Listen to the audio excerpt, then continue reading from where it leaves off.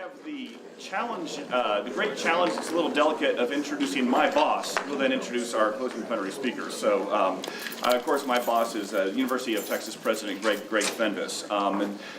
His very impressive bio is known to all of us here, but just two things I want to highlight. The first is, during his first several months as the university president, President Fenves has been really forward-leaning on the role of the university in a free society, and on civic engagement, and on making sure that UT's mission is not just confined here to the 40 acres, but to engagement with the city of Austin, with the state of Texas, and of course with our nation and with our world. And the second thing very particular to us today is President Fenves has been a huge supporter of the Strauss Center, of the Clements Center, of the Intelligence Studies Project, and of our efforts on national security. Bobby and I wouldn't be able to do our jobs without him. Steve Slick wouldn't even be here without President Fenves. And so he's made a real personal commitment to elevating UT Austin's role as a leading university in national security studies. So please join me in welcoming President Greg Fenves.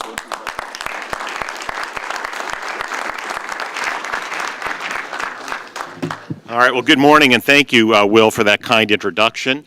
It's great to see everybody here this morning on such an important topic to our nation and to the entire world. I'd like to also recognize U.S. Senator Ben Sasse. I think he stepped out, but he has been participating fully in this incredible conference. The topics that have been covered in the conference are not only weighty and important to the nation, they are extremely timely. And I know this wasn't part of the scheduling for the conference, but looking at the terrorist attacks in Paris, what's going on in Western Europe and Belgium today, reinforces the point of how significant the threats are to the country and to the world. And it's only through the kind of thoughtful scholarship and thinking that can take place at a university like the University of Texas, where we can bring intellectual resources from many different disciplines, from history, policy, military studies, understanding the role of technology in modern national security, and bring those together, convene those in forums like we have here today, to understand where we're going to go forward and how we are going to protect national security. And as Will had mentioned, I'm so pleased with the progress the Clements Center has made in a very short time, thanks to Will's leadership. The Strauss Center, that has been an active presence on this campus for many years, and would like to acknowledge Bobby Chesney's role in reinvigorating the role of the Strauss Center, and how the Strauss and the Clements Center are working together to deal with these critical issues.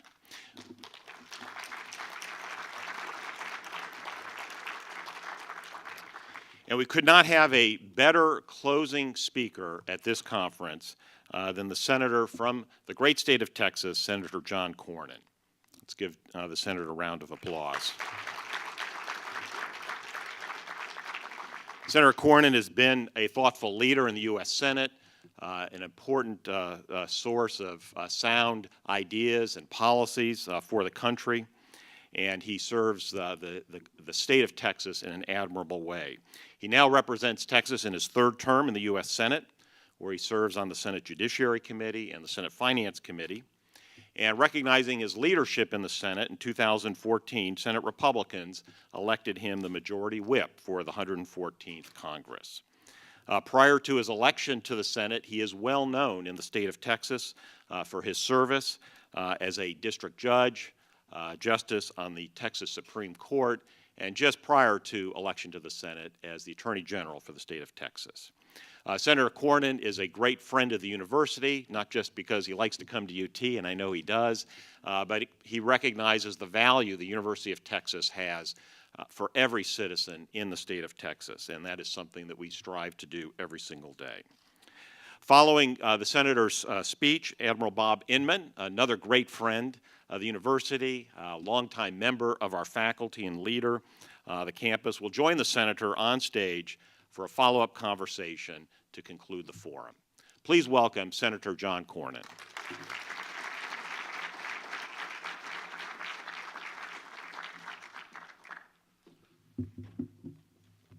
good morning. It's great to be with all of you. And Greg, thank you for that very nice introduction.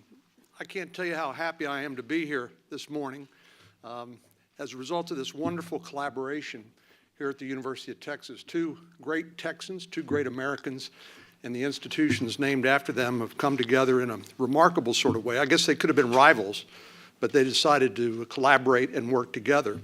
And I think the result with this incredible intelligence studies project and the sort of talent and resources that it draws is really a crown jewel and something we ought to all applaud. And Greg, I just am very happy that the University of Texas has decided to take on this project. And it's nice to have people talking about these sorts of issues in places other than the East Coast.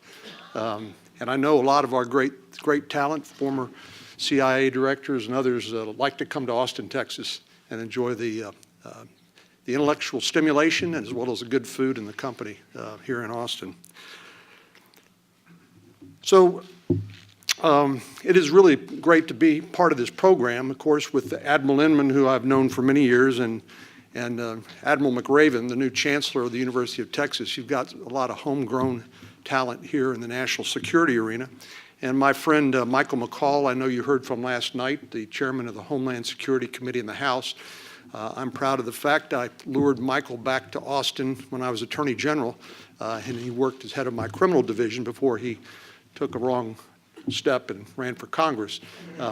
But he's made me proud of his great service there, and he served with such great distinction. And then Ben Sass, who represents the new class of 2014 in the United States Senate, who is a brilliant, thoughtful guy and somebody who I'm proud to call colleague and friend. I thought I would let the Clements Center's mission guide my remarks today and focus on history, strategy, and statecraft. So let me first give a little bit of a historical perspective on how I believe that America has ceded its leadership role and lost credibility in the world in recent years. Next, I'll discuss what I think the next administration can do to restore that credibility and our essential role as the world's leading superpower, namely longer-term strategic thinking and a fulsome consideration of the tools of statecraft at our disposal. Let me describe what I believe to be a disturbing trend in American foreign policy, characterized by retreat over leadership and avoidance over engagement. Now, I'm a recovering lawyer, you'll have to forgive me, but let me unpack the evidence to support those rather dramatic statements. In 2007, the United States was at a crossroads in Iraq. Congress was faced with two options: force the president to precipitously withdraw troops from the country, a country whose leader we had toppled 4 years earlier, or to double down, adopt a clear hold and build counterinsurgency strategy. And of course, that was in addition to the counterterrorism strategy led by our elite special forces, and confront the erupting violence head on. Of course, the latter option became known as the surge, led by General David Petraeus, a high-risk strategy that happened to pay off. I voted for more than once against efforts to undermine the surge, deferring to the best judgment of our military leaders and refusing to give up on the chance to provide the Iraqi people with a better future, especially after the sacrifice of so much American blood and treasure. Not surprisingly, running for President of the United States, the incoming candidate for president disagreed with the policy choices of his predecessor, including the surge. If elected, he said he would responsibly end the war in Iraq. Instead, we saw the withdrawal from Iraq squander the hard-won progress achieved by the surge. And over the past 2 years, ISIS has captured city after city where American troops shed blood, sweat, and tears to bring relative peace in the years preceding our withdrawal. Now, I often think about how heartbreaking it must be to the veterans in the United States military who fought, lost friends, and fellow service members in places like Mosul, Fallujah, and Ramadi. And I also think about those people who I've visited who carry both the visible and not visible wounds of their military service in Iraq. And I even think about the Gold Star mothers that lost sons and daughters in service to our country in those fights. Today we know the Iraq War has not been responsibly ended.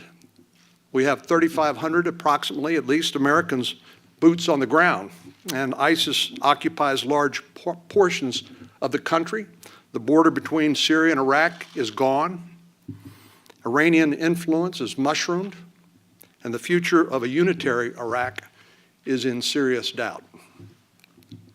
But of course, American retreat is not just about Iraq. We see American leadership receding around the world. In Europe, we see an aggressive Russia operating with near impunity, threatening its former Soviet satellites, members of NATO, no less, and invading a sovereign neighbor, Ukraine, with some eerie similarities to the events leading up to World War II. This blatant disregard for international law in NATO's backyard has been met with a half-hearted response. I recall the Ukrainian president coming to speak to a joint session of the United States Congress, basically saying, thanks for the blankets, but making the obvious point that they needed a far more robust response in terms of arms and supplies, a response that never came. And despite sanctions, we see that Russia has challenged America's interests far afield from just Europe. After incredibly claiming the role of as honest broker among world powers and Bashar al-Assad in the removal of chemical weapons from Syria, today, Russia is bombing forces aligned with the United States. So how is this possible? Well, Russia has no reason to believe that the United States, under this administration, will challenge its aggressive support for Iran and Assad in the region. I would love to be wrong. Unfortunately, leading from behind has only emboldened Russia. And then there's Asia. We find an increasingly aggressive China, one that seeks to not just expand its existing territory, but literally to create new territory in the South China Sea. We see a nuclear North Korea that continues to threaten our ally South Korea and the rest of the world with an alarming supply of short and long-range ballistic missiles. The long-range variety, by the way, has the potential to even hit the United States. One reason we need to take North Korean threats seriously. Admiral Harry Harris, the commander of Pacific Command, told me and some of my colleagues in August when we visited his headquarters that North Korea tops his list of security concerns, a combination of nukes, intercontinental ballistic missiles, and an erratic, unbalanced leader who claims that North Korea is in a quasi-state of war. Beyond Asia, we see threats popping up on almost every continent, and in countries where the United States has intentionally scaled back our footprint. You remember Libya? Well, Muammar Gaddafi was deposed in a civil war in 2011, in a civil war to which NATO offered its support, including notably the United States. I remember asking Secretary Gates at the time what America's national interests were at stake in Libya. And Secretary Gates, for whom I have enormous respect, was, to my mind, a little visibly unsettled as he tried to be the good soldier and support the administration's decision. I was comforted by his memoir he wrote after he left, where I looked in the index and he happened to recount that particular incident where I questioned him from my perch on the Senate Armed Services Committee. But Libya, of course, is a failed state. In the Middle East, in the greater Middle East, proxy groups backed by Iran with aspirations to become a regional hegemon have been rewarded with billions of dollars in sanctions relief and a deeply flawed deal, putting it on a pathway to a nuclear weapon. In Afghanistan, the Taliban eagerly awaits the opportunity to fill a vacuum that will be created by an arbitrary timetable of troop withdrawals that the administration has promised. There seems to be no limit to the worldwide ramifications of U.S. retreat. Not just Russia, not just China, not just Iran, but people all around the world are noticing our reluctance to defend our interests around the world. And sadly, our friends abroad have also been put on notice. Longtime allies and partners have been given a cold shoulder. Instead of rising to the challenge, the absence of U.S. leadership has made our alliances more fragile than many of us would like to admit. So when America retreats, when we draw red lines and we refuse to enforce them and snub allies like Israel, our credibility is damaged and our reliability as an ally is suspect. What's worse, this retreat doesn't appear to be part of any particular larger strategy. It's just simply an abdication of American leadership. Well, I know I've painted a pretty bleak picture, but as we look to the next administration in 2017, it's important to take note of what is not working. You know, I believe in the endless capacity of the American people and the leaders who lead us to learn from our mistakes, to make mid-course corrections, and make things better. But the next administration must have a strategic vision and be willing to use every tool in the toolbox to protect our national interests.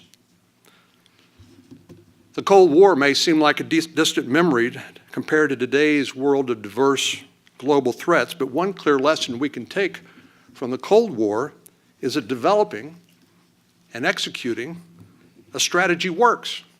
Developing and executing a strategy works. One of the reasons the world seems to be on fire today is because the administration doesn't seem to have, the United States government as a whole, does not seem to have a comprehensive strategy to guide the foreign policy goals of the United States. Believe me, if it's not obvious to me from where I stand and where I get up and work every day, I think about the perspective of our friends and adversaries. It must be even more opaque to them.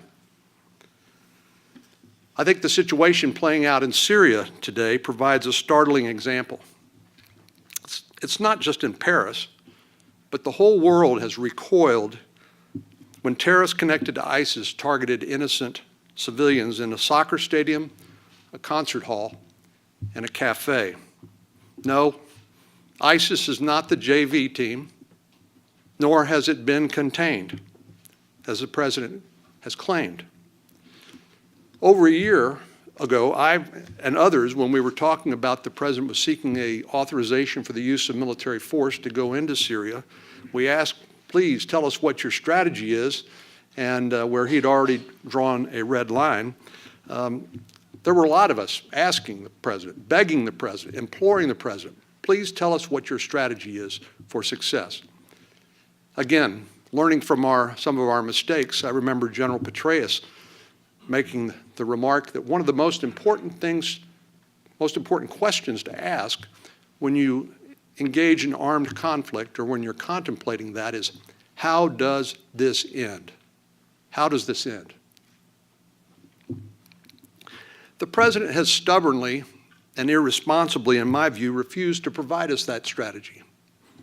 What we've seen and heard instead are speeches, interviews, and assurances designed to essentially change the subject and to change the subject from the sort of scrutiny that I think it deserves on what the so-called strategy in ISIS is and why it doesn't seem to be working. One problem, it seems to me, is that the president seems to be confusing strategy with tactics. How a strategy might be accomplished and what that effective strategy looks like. Military leader after military leader have told us that bombing missions alone will not defeat ISIS. And not even the most elite special forces in the world, America's special forces, are designed to hold ground once it's cleared. It takes conventional forces to hold that ground. And over the last year, the administration's paralysis in Syria has seen it plunge further and further into violence and chaos. We've seen millions of Syrians and Iraqis displaced internally and living in refugee camps that I've visited in Turkey and Jordan, in Lebanon, and of course now they're escaping to Europe and beyond. And over the course of many months, we've seen ISIS carve out a safe haven in the heart of the Middle East. I thought if there was one lesson we learned from 9/11 is don't let terrorists carve out a safe haven. Yet they have. The failure of a clear strategy that guides our foreign policy is unfortunately not limited to the Middle East. It applies to all of the hot spots that I've noted. And my point is simply this. We cannot afford to make it up as we go along. We cannot just respond to each conflict in an ad hoc manner because it's dangerous. Waiting to see what each new day brings, hoping that our enemies will give up or destroy each other is not just poor strategy, it's naive and it's dangerous. Given the rapidly evolving security environment, we must not just react, but we must lead as dynamic events develop around the world. Of course, we need to make sure that our military has the resources it needs to get the job done. And I think we've taken our eye off the ball in recent years. We must have a realistic and honest fiscal approach to funding and equipping our military. I mean, if there's one job the federal government is supposed to perform, it is protecting our national security. And I find it disturbing that although we're facing the most diverse set of threats perhaps in our nation's history, our military budget simply doesn't reflect this reality. In fact, we're just spending a fraction of the federal budget on our military compared to the early years of the Cold War. I know we'd like to cash the peace dividend, but there is no peace. Any objective observer would have to be forgiven in concluding that national defense is just simply not that high on our priority list, at least not as high as it was back then, and I find that deeply troubling. Recent cuts to the defense budget have hobbled our military by any measure, and I think sent a demoralizing message to our allies and to our men and women in uniform. Conversely, I think it sent a signal to our adversaries that they are freer to assert themselves with impunity whenever and wherever they wish. So the next administration needs to work to restore the defense budget in a way that reflects the disparate, manifold threats our nation faces. To do otherwise would be to reject Reagan's dictum, which I find to be as true today as it was then. Peace through strength. If we reject that in the next administration, that would be a terrible mistake. Another president, President Eisenhower, once said, "Plans are worthless, but planning is everything." And it's true that while we can't reliably predict the future, we need to prepare for everything that may come our way. We just simply, in my view, do not have a choice. The next president needs to integrate all elements of national power and statecraft, not just military power, in order to promote America's indispensable leadership. One area that we can use soft power to our better advantage is through our energy policy. Earlier this year, then Chairman of the Joint Chiefs of Staff, Martin Dempsey, said, "We need to pay more and particular attention to energy as an instrument of national power." And I agree with that. And with the energy revolution right here at home, our country has the real opportunity to do exactly that. The U.S., after all, is more energy self-sufficient than ever before. Last year, the United States imported the lowest level of oil in the last 30 years, and we were the top producer in the world of oil and gas. And North America with what Canada has, with what Mexico has, which is just in the process of beginning to be developed, we can replace the Middle East, and will replace the Middle East, I'm confident, as the top oil and gas producing region in the world. Unfortunately, we do have some outdated policies that need to change because they deny us the ability to export that energy around the world. This not only hurts our domestic energy producers who receive a discounted price, not the world price, for their product, but it negatively affects our allies as well and enables our enemies to use energy as an instrument of coercion. By making American energy readily available to the world market, we could help our friends and partners who are pleading for access to U.S. energy so they can diversify their resources. And importantly, we could simultaneously reduce their dependence on countries like Russia and Iran.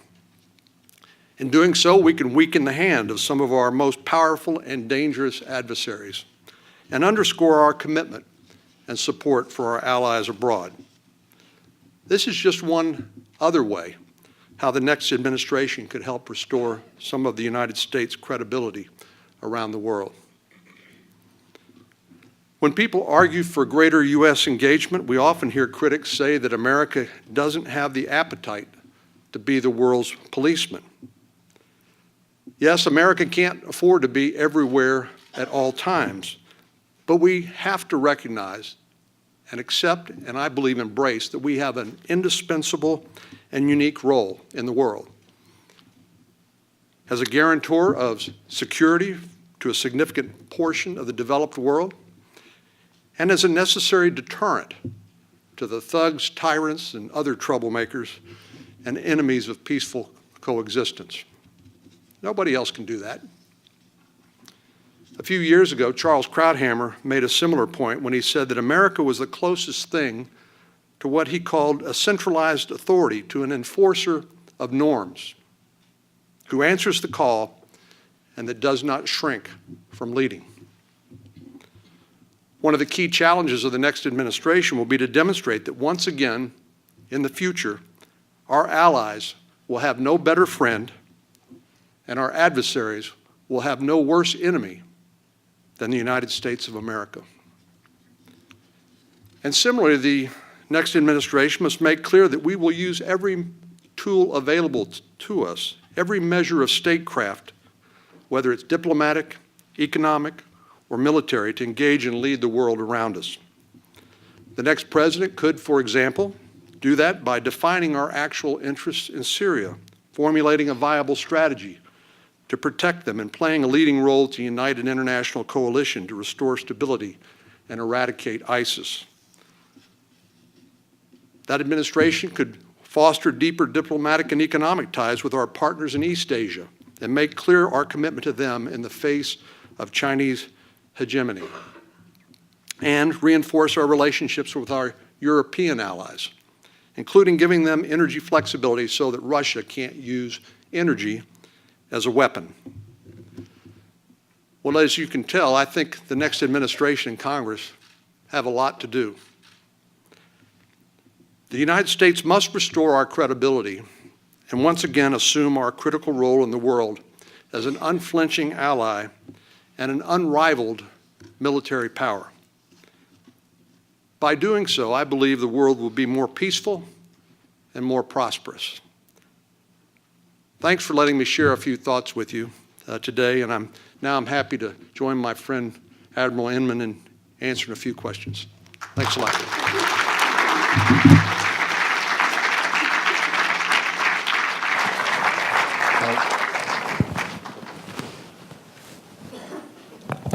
That was a wonderful start for this last part, Senator Cornyn.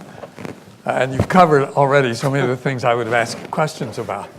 So I'm going to try to zero in on it. And if you're willing, let's start with the U.S. We've got to have an economy that's growing and functioning if we're going to be able to play the leadership role in the world. And you've already touched on energy briefly. What are the prospects for legislation to remove the embargo on oil? Well, we're getting mixed signals from the administration. We're told that in order to lift that export ban, would have to agree to further subsidies for renewable energy, for example. Some things that, while I'm for all the above, I think some of that represents bad policy. For example, I do think it's important that the government encourage innovation in the energy space, but at some point, the taxpayers got to be let off the hook and let those different forms of energy make it on their own. So I'm hopeful that we can include this as part of the end-of-year package. We've got a number of things to do, three main things to do before we leave for Christmas. One is a multi-year highway bill. A second is a group of tax extenders. And then the third is the omnibus appropriation bill that has to be done by December the 11th. The other part that I didn't talk about that I ought to give some credit to the administration, they have approved, of course, a number of LNG export facilities that have been tremendous investments that I think do help. But I think we need to go all the way and lift the export ban on crude. The bulk of my adult life, we've had negative balance payments. And the prospect of what being an energy exporter could do for that just seems to me so obvious. Well, I'm a big free trader, and my job is the whip. My job is to count votes, and I not only count Republican votes, I count the Democratic votes, and we work closely with the administration to pass trade promotion authority because the Trans-Pacific Partnership represents about 40% of the world's GDP, and why not open up export markets to Texas and the United States? I think it's good for the economy, good for everybody. So it does seem to be a bit of a contradiction to say we're for free trade and exporting, except when it comes to oil. So I hope we can work our way through it. Let me add just on top of that, Keystone Pipeline. Export of that oil derived out in Alberta is critical to the Canadian economy. We want to maintain that great close relationship. The Chinese have offered to build a pipeline through the Canadian Rockies out and guarantee that they would be the market for it, which we seem reluctant to do. Well, it seems like the attitude is if we don't do this, nobody else will. But to your point, somebody will buy that crude. And I think it also ignores the fact that there's a lot of it already coming down on trains and tankers, which is a whole lot more dangerous and not as efficient as a pipeline. I think I went through this experience a few years back and just Googled oil and gas pipelines in America. And it looks like a big bowl of spaghetti.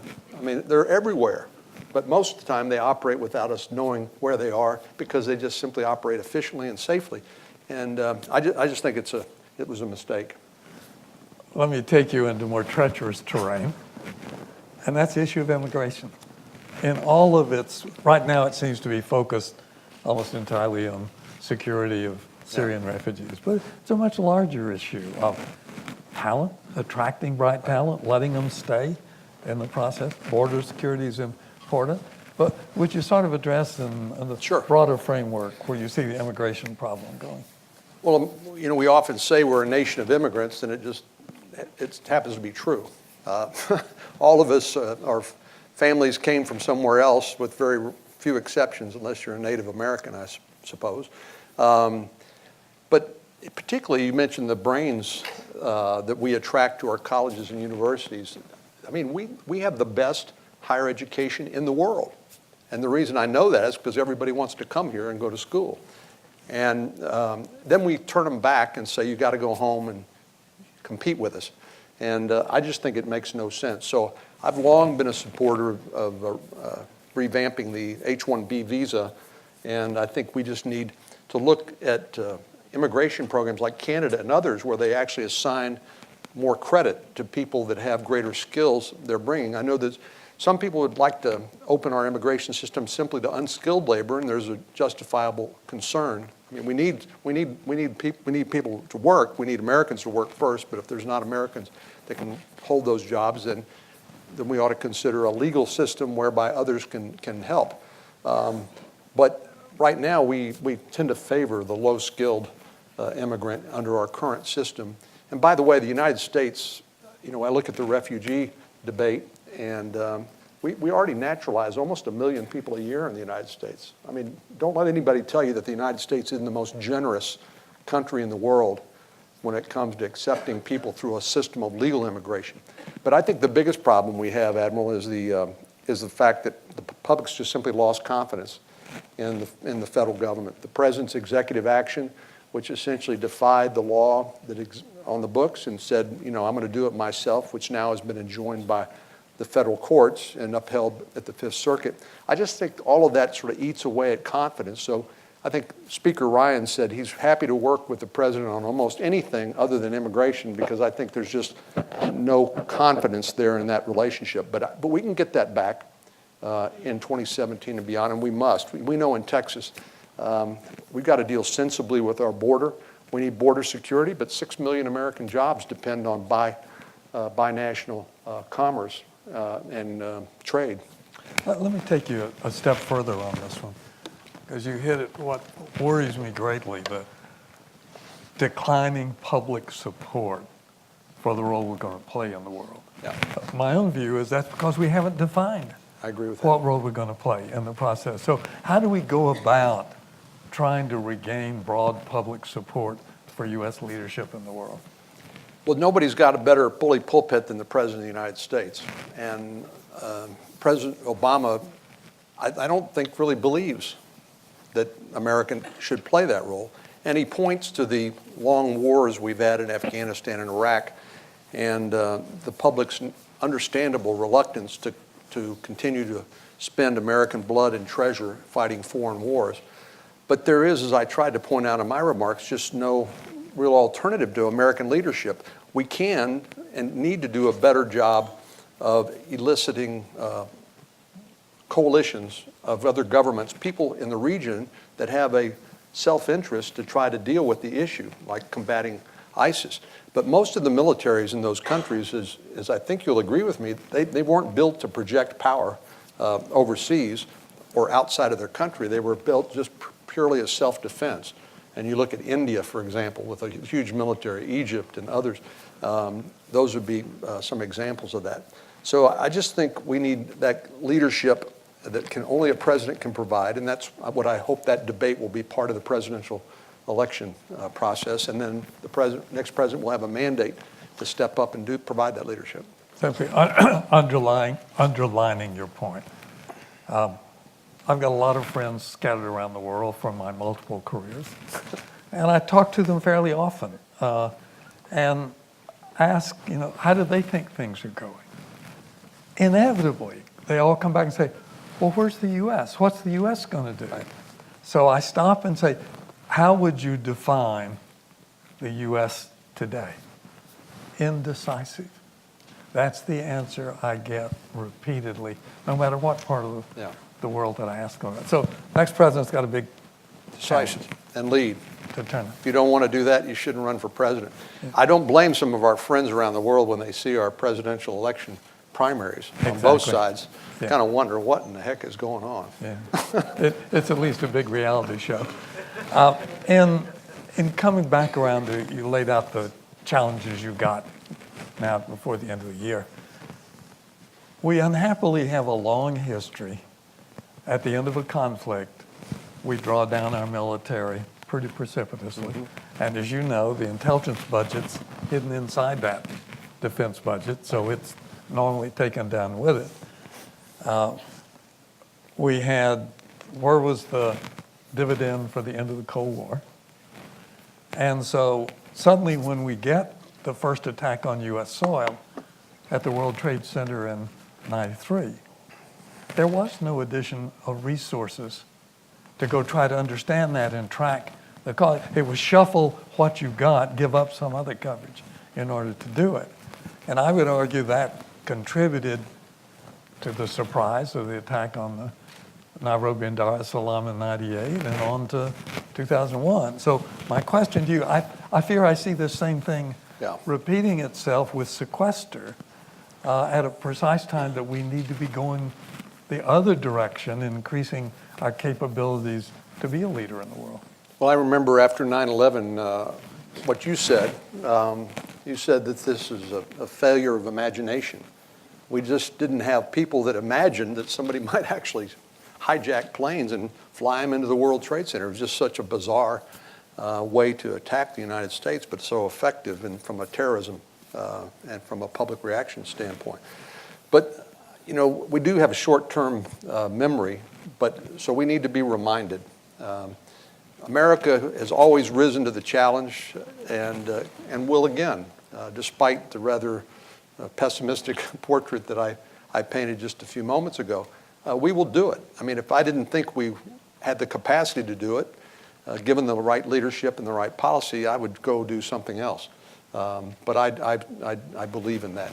But to your point about sequester, this a little reminder, 2011, of course, the president and the opposing party, my party, Republicans, we were fighting about spending. And so basically what we agreed to do was pass something called the Budget Control Act, create a group of 12 people called the Super Committee. 6 Republicans, 6 Democrats are going to come up with a grand bargain to deal with discretionary spending and mandatory spending, which, as you know, is 70% of the federal budget. Well, the fallback, and actually the president's folks suggested this, was sequestration, automatic caps on discretionary spending. And we agreed to do that because nobody dreamed that it would ever happen. And then it did.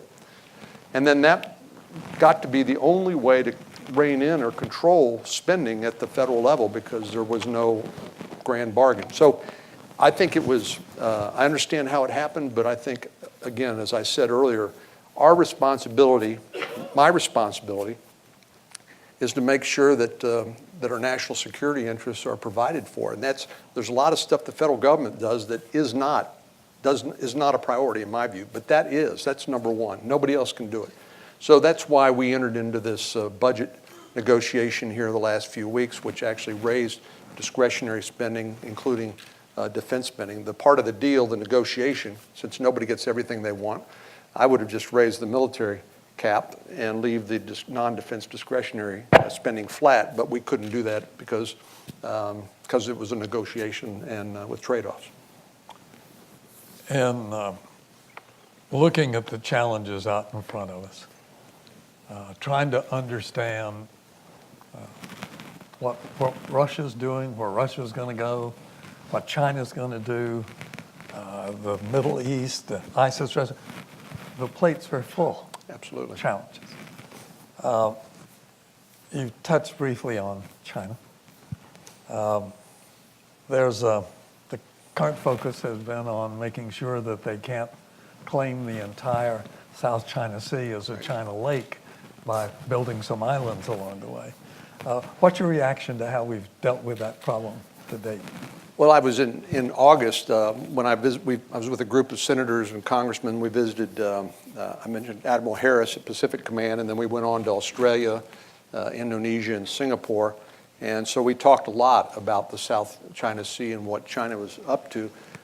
They built, I think, a 10,000-foot runway on the Spratly Islands down there, in one of these old barrier reefs that they've dumped a bunch of sand on. And I don't think you need a 10,000-foot runway for just commercial aviation.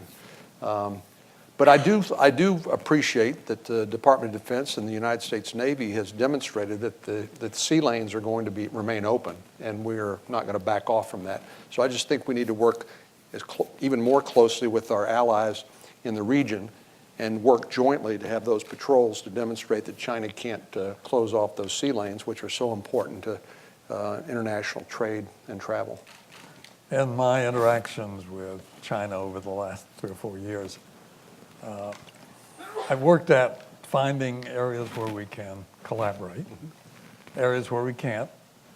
Made the point, we're never going to be allies. We don't have to be enemies. Right.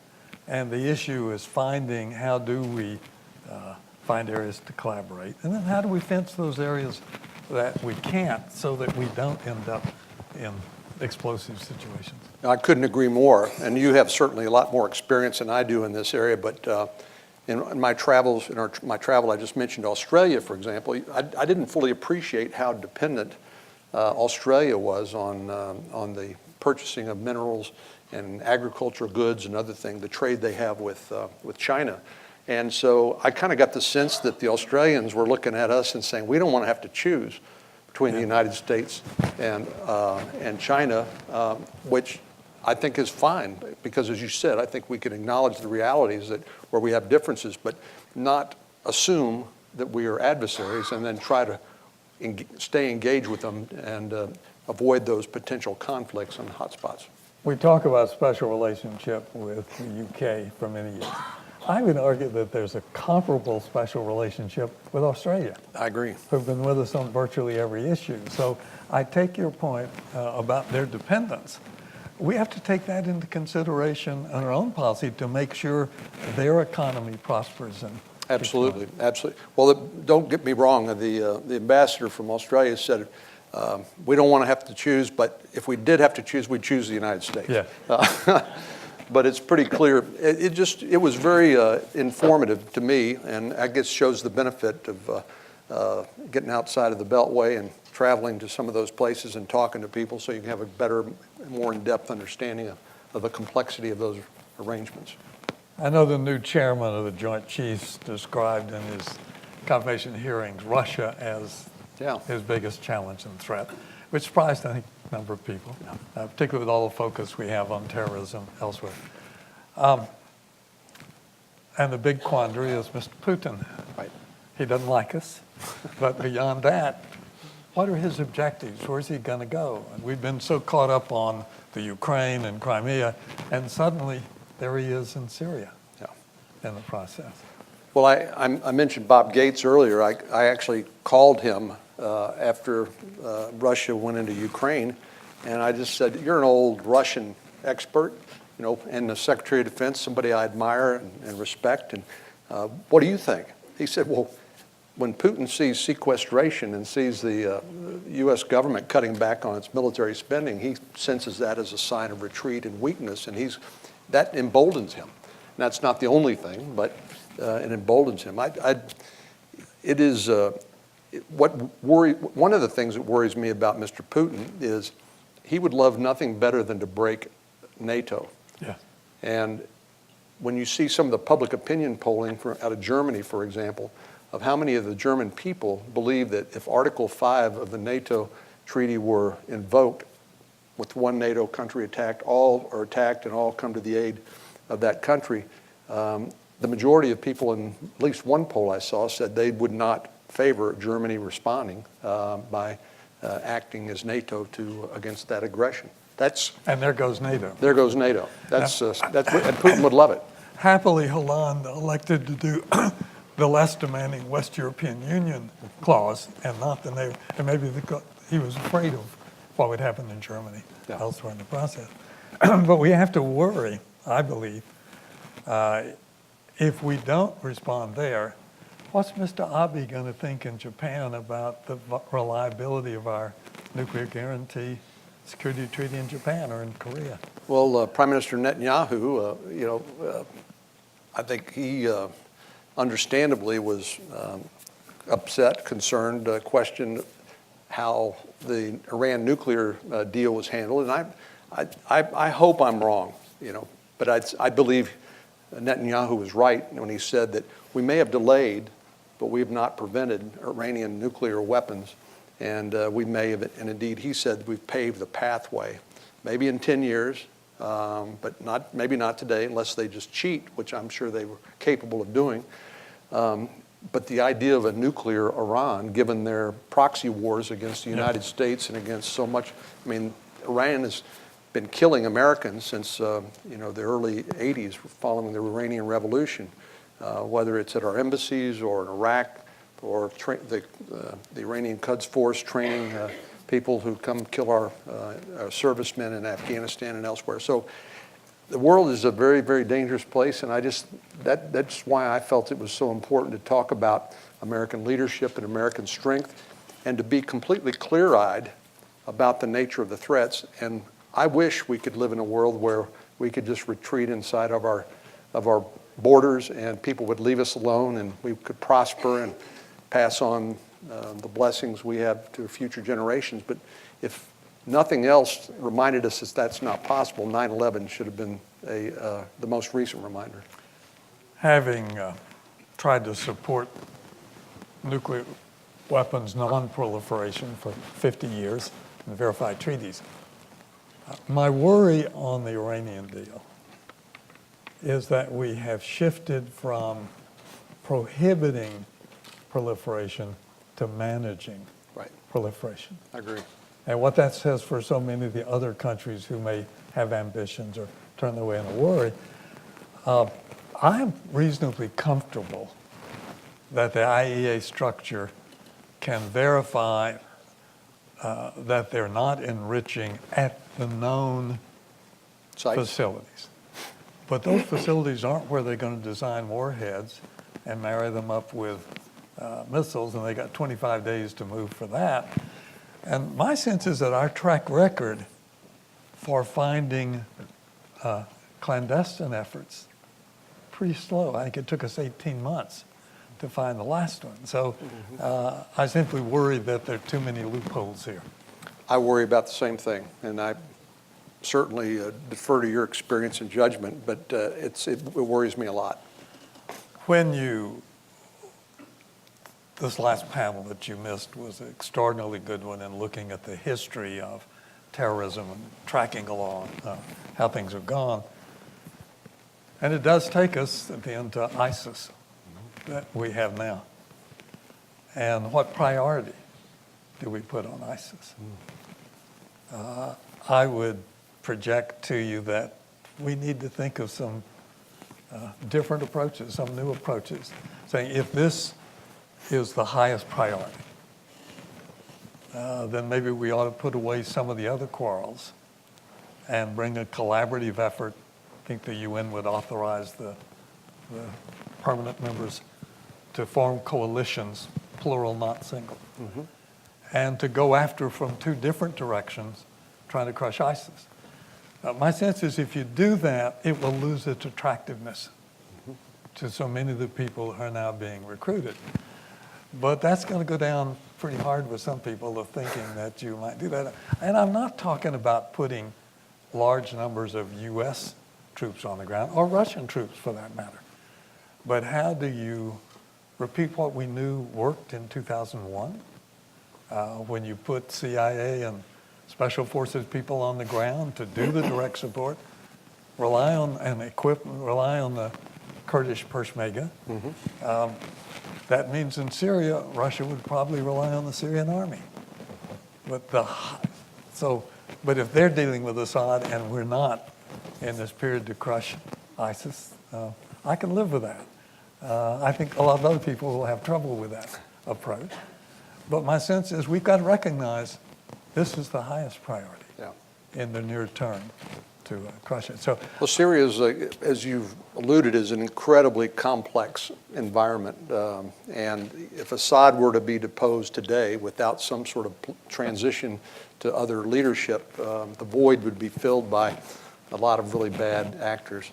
And I'm sure Michael McCall mentioned yesterday, the other threat of ISIS is not just Americans traveling or people from visa waiver countries traveling to Syria and then coming back home. It's the homegrown and radicalization of people like Major Nidal Hassan at Fort Hood in 2009. Yes. People like the two shooters that came from Phoenix to shoot up this exhibit in Garland, Texas that were stopped by a security guard, thank goodness. I mean, any one of these could have been like Paris. Thankfully, it's been avoided. But that's their slick use of social media and their ability to communicate and radicalize people in place. I think the FBI director said that every FBI field office in America has an open investigations on that very topic. So that ought to raise all of our attention and make sure that we don't let our guard down. May I take you back sort of for a conclusion to hopefully a more optimistic note. We started off talking about our economy. And clearly the infrastructure is a critical part of that. Are you optimistic about a highway bill going through and giving us a surge I on am. infrastructure? I am. But I would note that thanks to our good leadership here in Texas, we haven't waited on the federal government. Both this this November Yes. and the November before, or the year before, we voted to authorize transfer from the rainy day fund and also new revenue sources for transportation. But the good news is we will pass by December the 4th a multi-year highway bill. And that's the first time in a number of years. We've had 30-something temporary patches, which, as you know, is inefficient and wasteful. And nobody can ever plan from that. But I do, to a big, fast-growing state like ours, it's particularly important because we need to maintain our roads and bridges and expand our infrastructure so that we can continue to grow economically. It's so inextricably intertwined with our economic success. That's important. In closing, let me simply thank you again for taking the time to do this. And it's simply a hallmark of the support you've long given to this. My students and I have had the privilege of having Senator Cornyn come to my class, teach along the way. And that support for the quality of higher education is enormously important to you. Well, thank you. Thank you for all you do. Thank you. Thank you.